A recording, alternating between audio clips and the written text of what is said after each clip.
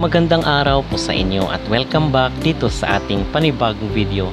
At good news po dito kay CJ dahil ngayon pa lang po mga kapolitika ay nakaset na ang kanyang mga tours at mga schedule ni CJ dito sa kanyang pagre-reign sa Miss Grand International 2025.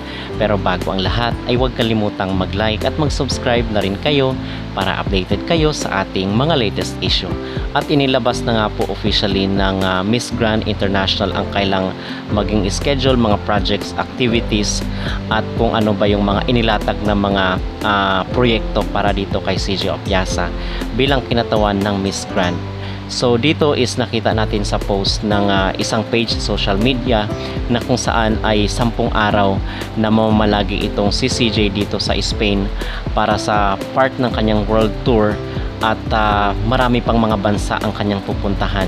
So ito na yung sinasabi natin na doon sa mga nangbabash, especially sa mga bashers na sinasabi nila na mag-live selling lang daw itong si CJ Opiasa. Well, sa tingin naman natin part yun ng polisiya ng Miss Grand International, pero hindi naman araw-araw mga kapolitika na ganun ang magiging role mo. Hindi katulad ng mga sales lady na as long as nasa kumpanya ka, ayun ang iyong magiging trabaho.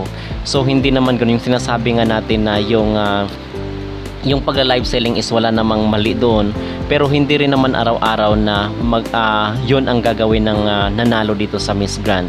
So ipa-prioritize pa rin nila yung mga tours, yung mga guestings, yung mga interviews kasi may bayad rin po dyan ang Miss Grand International.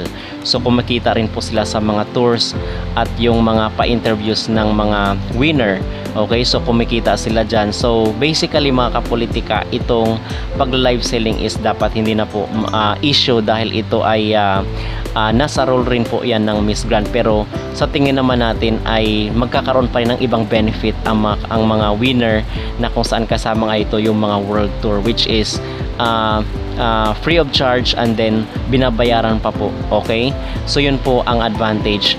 At dito sa tingin natin ay ma-enjoy ito ni CJ Opiasa at wala tayong nakikita nga problema.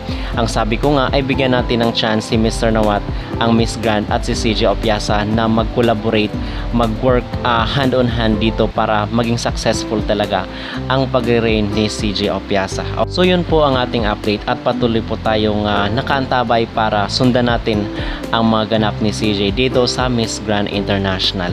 Ano ang inyong mag-reaction sa video ito? Mag-comment down below at huwag kalimutang mag-like at mag-subscribe na rin kayo para updated kayo sa ating mga latest issue.